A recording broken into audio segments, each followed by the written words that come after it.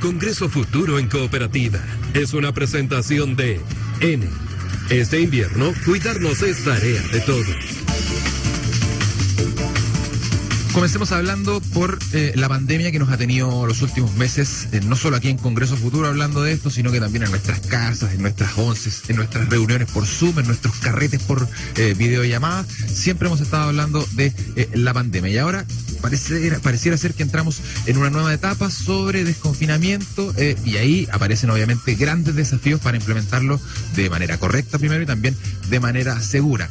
En ese sentido, el Instituto de Sistemas Complejos de Ingeniería de la Universidad de Chile ha realizado varios estudios que cruzan diferentes disciplinas. Por ejemplo, cómo evaluar de manera más eficaz la movilidad en zonas con cuarentena o un innovador método de testeo por grupo.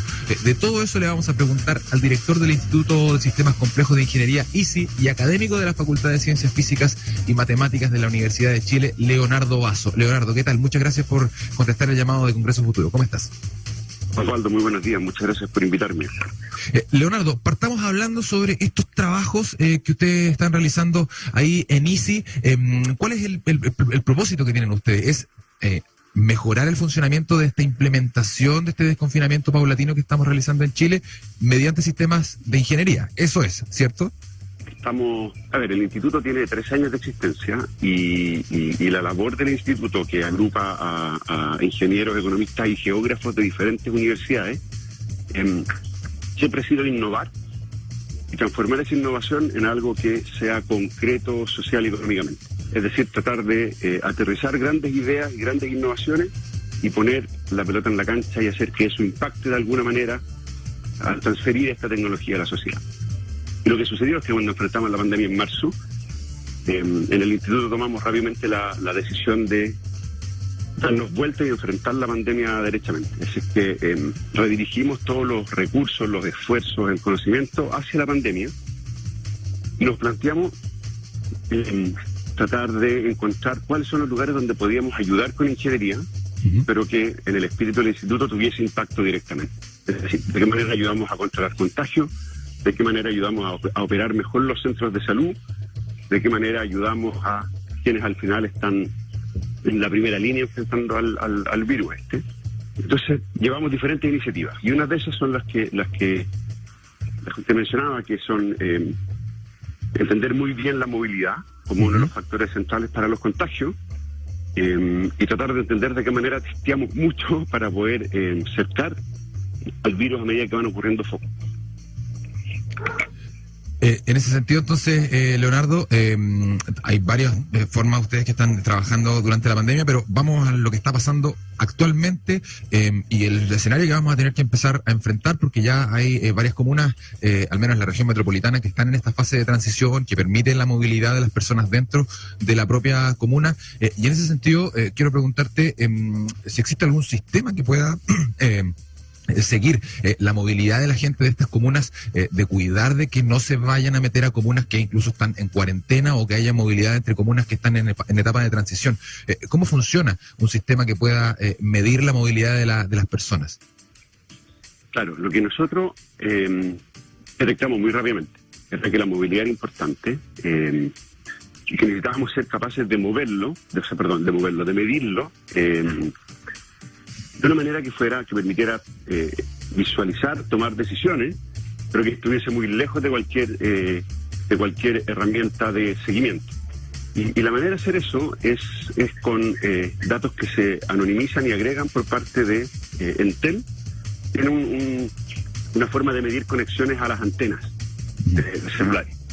Entonces eso permite estudiar algo más chiquitito en una comuna, que es una zona censal. Podemos ver en esa zona censal las salidas desde la zona censal hacia afuera han cambiado en el tiempo o no.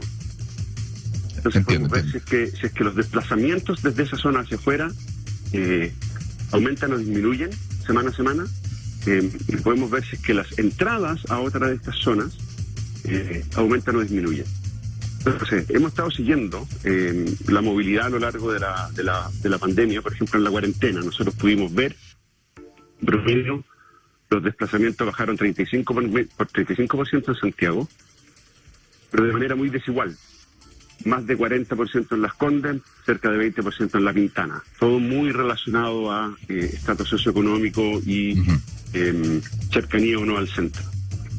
Y ahora que empezamos la fase 2, lo que es súper importante de mirar es saber cuánto cambia el movimiento en aquellas comunas donde se supone que debiese cambiar porque se les está autorizando moverse más, pero de qué manera en aquellas comunas donde no debiese cambiar, también cambia. Para saber si se están induciendo desplazamientos que en principio no debiesen estar de acuerdo a lo que establece la normativa, pero sin embargo pueden ocurrir igual. Hay que recordar que solo logramos disminuir los desplazamientos 35% durante una cuarentena total. Claro, debería haber sido un 100% o al menos un 90%. Habría sido lo ideal, ¿no? 50% era lo que esperaban las autoridades. En Europa se conseguía más. Llegamos al 20% en algunas comunas. Y eso más allá de lo primero relevante es que hay que saberlo. Y ahí es donde la tecnología a nosotros nos ayuda mucho, porque esta mezcla de análisis que tiene que ver con telecomunicaciones, más el análisis estadístico que nosotros proveemos, nos permitía tener esa observación y nos permite además, y esto es súper interesante, Osvaldo, creo yo, ver cuánto disminuyen los contagios a medida que disminuyen los desplazamientos. O sea, una baja de 10% en los desplazamientos significó a lo largo de varias semanas una baja de 20% semanal en contagio. Bastante importante, muy importante. Y en ese sentido, Leonardo, las cifras de estas comunas en transición o los datos de estas comunas en transición en cuanto a la movilidad no se han arrojado todavía, porque me decías que es semanal la medición que están haciendo ustedes, ¿no? Estamos apurándola mucho, pero también hay que ser... Estos son datos que causan alarma, ¿cierto? Debemos de ser muy ponderados. Por ejemplo, cuando nosotros decimos, mire, la movilidad no bajó lo que esperábamos, pero aún así se consigue una baja de contagios. Hubiera sido mucho más rápido. ¿Cuánto más rápido? Nos hubiéramos demorado 3 semanas menos en estar donde estamos hoy día, si hubiéramos bajado a 45%. Pero, ¿qué es lo que pasa ahora que vamos a andar el camino contrario? La pregunta es si nos vamos a devolver por exactamente la misma trayectoria y los contagios van a subir a 20% semanal, o si somos capaces de pensar o encontrar una forma diferente de hacerlo. Entonces, por eso, antes de decir qué es lo que está sucediendo, nosotros queríamos observar muy bien. Y para eso queríamos que pasaran por lo menos una semana bajo este paso 2. Entonces vamos a tener martes, miércoles, jueves, viernes. Quizás la gente crea que esto es súper automático, pero no lo es. Toma mucho tiempo, son muchos datos que hay que procesar y después hacer las agregaciones y estar seguro de lo que uno hace. Entonces yo espero que el jueves podamos decir esto es lo que está pasando. Esto fue lo que pasó en los primeros 4 días. Lo más complicado es si es que hubo muchas entradas o no a las comunas que están en fase 2, desde comunas que debiesen estar en cuarentena. Ya. Eso significa que se induce algo que uno no quiere que ocurra. O sea, por lo que tú estás diciendo, Leonardo Basso, podríamos inferir de que se apresuraron un poquito las medidas por parte del gobierno en cuanto al desconfinamiento. Seguimos viendo, por ejemplo, que hay más de 1.700, 1.800 casos diarios aproximadamente, más de 50 fallecidos diarios, y además está este porcentaje de movilidad que comentabas tú, que no llegó a lo que se esperaba, que era el 50%. ¿Creen ustedes que puede que tengamos que volver a lo anterior? Considerando eso, Leonardo, que ustedes también, tengo entendido que manejan modelos de avance de la pandemia. Claro. Nosotros tenemos un modelo que lo que hace es que toma esta movilidad y simula que la gente se mueve en un modelo real de la región metropolitana. Real quiero decir geográfico. Uh-huh. Eso permite entender cómo va avanzando la pandemia. Ahora, si esto fue adelantado o no, es súper complicado, porque si uno se hace la pregunta, por ejemplo, de si alguna vez en la región metropolitana se iba a conseguir una movilidad menor al 35%, yo creo que la respuesta es claramente no. Simplemente no se iba a lograr en las condiciones actuales. Si uno mira todo Chile,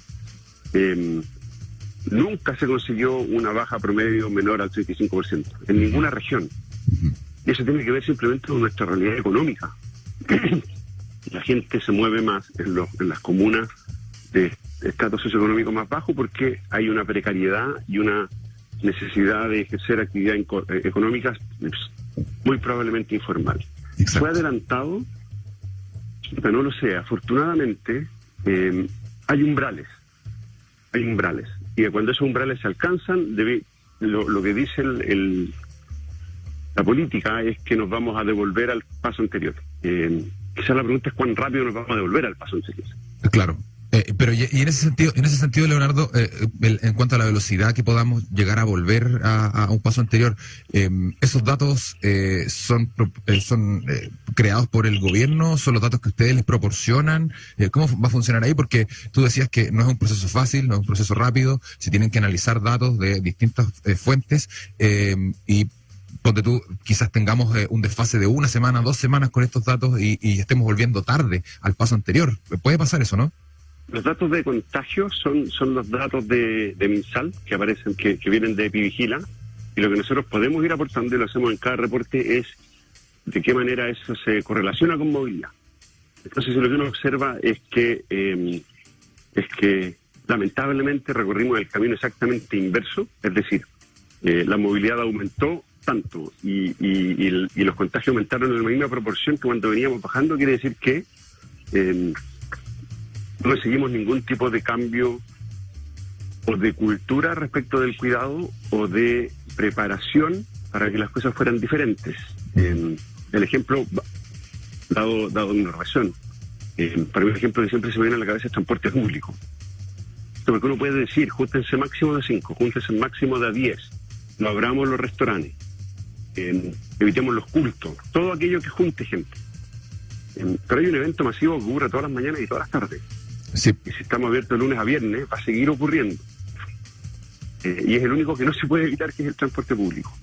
¿Y ahí qué se puede hacer con eso? ¿Ustedes tienen algún sistema que pueda medir, por ejemplo, porque parece casi irrisorio, como lo dices tú, se prohíben aperturas de bares, de cultos, pero en una micro pueden ir fácilmente 20, 30 personas bien en un espacio un poco reducido? ¿Se puede controlar eso de alguna manera? ¿Se puede medir la cantidad, por ejemplo, de buses que pueden ir saliendo y así ir desconfinando también el interior de cada uno de los buses? Se puede. Por lo menos en la región metropolitana, y esto es cierto también para Biobío, todos los buses tienen GPS y hay validaciones VIP. Entonces uno puede ir sabiendo dónde están los buses y mediante aplicaciones saber cuán la gente puede reportar cuántos eventos hay. Hay una aplicación que se llama Transap, que hizo el ICE, y la gente puede ir reportando esto desde hace mucho tiempo, porque era que la gente reportara estado su micro, ahora va a ser cada vez más importante. Y se puede saber con GPS dónde están. Pero creo que la gran pregunta aquí, Osvaldo, y esto es cierto para muchas ciudades del mundo, yo quiero decir que nuestros problemas son comunes a otras partes del mundo, es que si uno quiere, en vez de la ocupación actual, la ocupación baje a 2/3, es decir, que haya un poquito más de espacio en un bus. Los cálculos de cuánto cuesta eso y cómo se hace no están hechos. Y no están hechos en ninguna parte del mundo. Yo leí en Boston querían 1/3 de la ocupación. Lo que nosotros calculamos aquí en el instituto con Hugo Silva y Felipe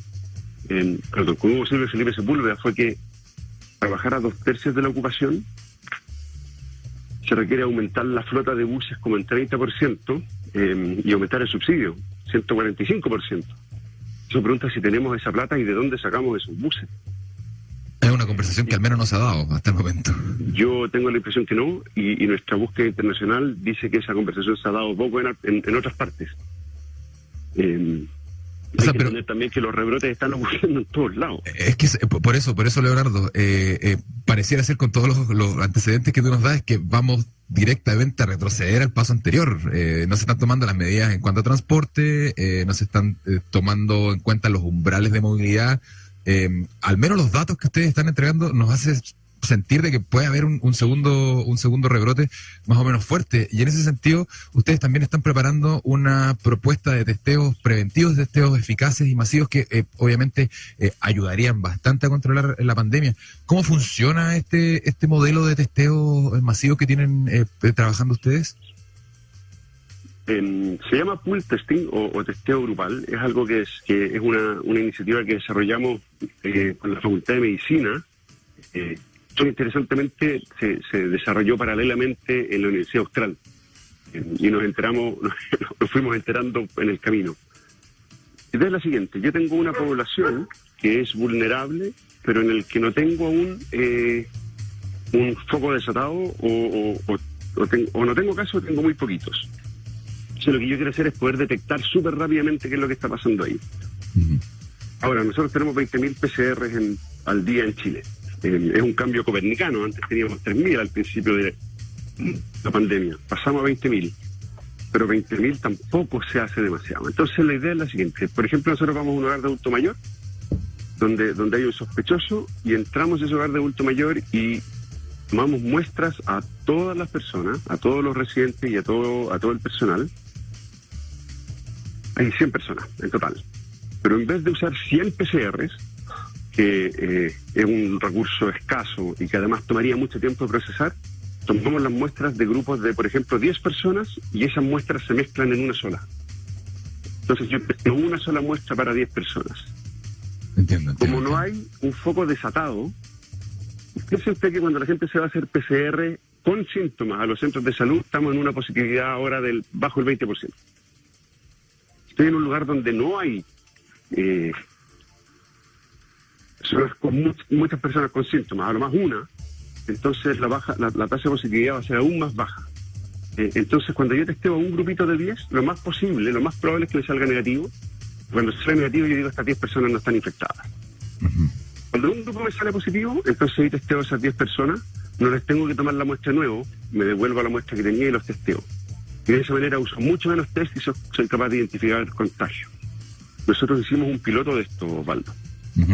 Y en un hogar de adulto mayor, en 2 hogares de adulto mayor, y en uno de ellos detectamos a una persona contagiada que no estaba sintomática, y logramos aislarla ese mismo día. O sea, alcanzamos a parar un foco en un hogar de adulto mayor, lo que es una tragedia, porque son muy vulnerables y la tasa de mortalidad es alta. Por supuesto, lo hemos visto. Entonces, uno puede hacer eso comenzando con poblaciones vulnerables, comenzando donde hay sospechas, donde hay índices de riesgo alto, porque la comuna o el lugar donde está ubicado tiene una alta tasa de contagio y el personal sigue yendo a trabajar, por supuesto. Y ahí, por ejemplo, lo conveniente sería realizarlo, por ejemplo, por empresa, o por comuna o por barrio. ¿Cuál sería ahí la metodología? Claro, hay como una metodología reactiva. Sabes que aquí nos apareció un caso en un lugar donde hay 120 personas, apareció hoy día, o hay un síntoma. Tenemos que venir a tomarle la PCR a esta persona que está sintomática, muy sospechosa, los testeamos a todos inmediatamente, porque logramos aislar y trazar todos los contactos estrechos. Ahora, esa es la estrategia reactiva. Una estrategia de protección, es decir, tenemos esta comuna que está en rojo por la cantidad de contagios diarios, y tenemos 3 hogares de adultos mayores aquí, por ejemplo, están en cuarentena, obviamente, por la alta tasa de contagios, pero vamos a esos hogares. Vamos a esos hogares y vamos a tratar de ir testeando cada 10 días el hogar completo, para evitar que nos aparezca un foco en un hogar de adultos mayores, porque eso significa, por una parte, mucha presión en el centro de salud, por las derivaciones a los centros de salud, y fatalidades. Entonces uno puede usar los índices de riesgo, más esta técnica, junto con los laboratorios que desarrollaron esta técnica. No es demasiado compleja, la verdad, y avanzar. Nosotros hemos estado trabajando en esto con Senama, con el Servicio Nacional del Adulto Mayor, y la H, que tuvo hasta hace poquito, acaba de terminar un proyecto para hogares de adulto mayor, y que generaron estos índices de riesgo basado en datos públicos. Bueno, esperemos que se tomen en cuenta estos datos. Se ha hablado de la importancia ya desde el inicio de la pandemia de la utilización de datos para controlar la pandemia, y acá Leonardo Vaso, director del Instituto de Sistemas Complejos de Ingeniería, da cuenta de aquello, da cuenta de la importancia de implementar este tipo de sistemas. Para finalizar cortito, Leonardo, confirmar que ustedes se van a involucrar en estas distintas aristas que tiene que ver con el desconfinamiento, para estar al menos un poquito más confiados de que se están haciendo las cosas mirando los números. Eso, nosotros, informes de movilidad llevamos 11, informes de predicción de cama UCI de corto plazo para saber qué es lo que viene, 31. Todos estos reportes son hechos públicos desde el inicio. En www.vice.cl pueden revisar cada una de las iniciativas, cada uno de los reportes que hemos hecho en versiones breves, extensas y más o menos técnicas.